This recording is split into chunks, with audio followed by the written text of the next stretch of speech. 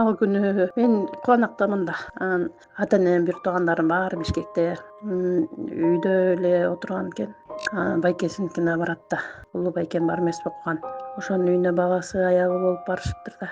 Барып аяктан бир аз конок болуп алып анан кийин чыгып кетип барат. Ошондон кийин площадька кирем болуп. Площадька кирет да. Аялы кете береличи деген экен. Болбой жок, мен аяка киришим керек. Элдин баары кирип атпайбы? Ачым эле келем деп ачкычын берип коюп, машинасынын ачкычын берип коюп, анан эжем дагы ичип алыптыр. Мен да барам деп. Анан ошо эжем экөө турса, баратса аябай ушунчалык шашты дейт да. Шашып барып туруп эле жанакы килейген чоң машина туруптур. Ошого балдар тарткыла дегенде эле балдар тартты дейт. Анан өзү да толук болчу да, мындай плотный бала болчу. Анан ушундай көпөлөктөй чыгып кетсе эле аябай шамдагай турбайбы деп койгом дейт эжемчи. Бирөөсүнүн желегин алып эле кырып аткан бир маалда аткылашты дейт. Аткылаганда эле секирип түшүшкөн. Балдардын баары секирип түшүп кетип баратканда эле бир маалда эжемди кол шилтептир. Анан кийин кайра караса эле эжем таппай калыптыр да. Анан томогут коюп кеттиби деп жерге отура калып туруп караптыр. Эжем караса эле колун сунуп атат дейт. Анан барса ошо жерде жатат. Анан көмкөрөсүндө жаткан экен. Эмне болсо ага деп эле чалкасынан түшүрө калса эле кан жүрөгүнөн атыптыр эле.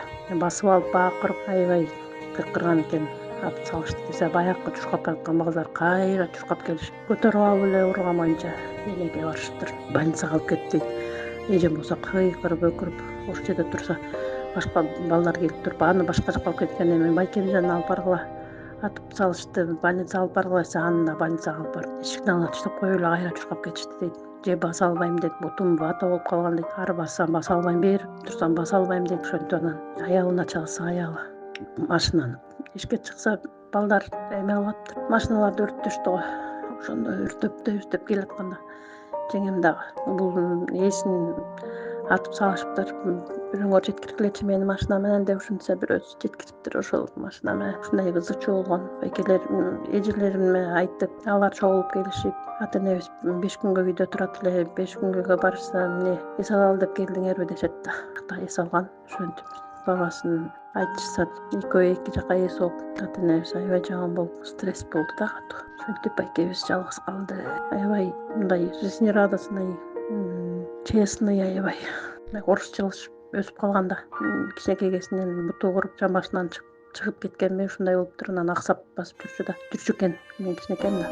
Анан ошо Воронцовкада 6 жашынан баштап 7-класска чейин Воронцовкада жатып окуп чоңоюп ошол жака орус болуп калганда вообще кыргызча билчү эмес. 7-класстан 8-класска чейин Чкаловдо окуду. Чкаловдо окуп, эжем папамдын карындашынын үйүндө Чкаловдо окуп жүрүп, анан кийин 8-класстан Кубанактын эмесине мектебине келип окуду. Кубанактын мектебинде окуп, жалал русатка конуп чыгса ошентип жүрүп, анан кийин 8 бүтүп училищага кирип кетти. Училищада 3 жыл окуп, аякта ар түрдүү балдар келет да, ар кайсысын үйрөтүп атып, иштен кыйын сүйлөп калды кыргызчаны.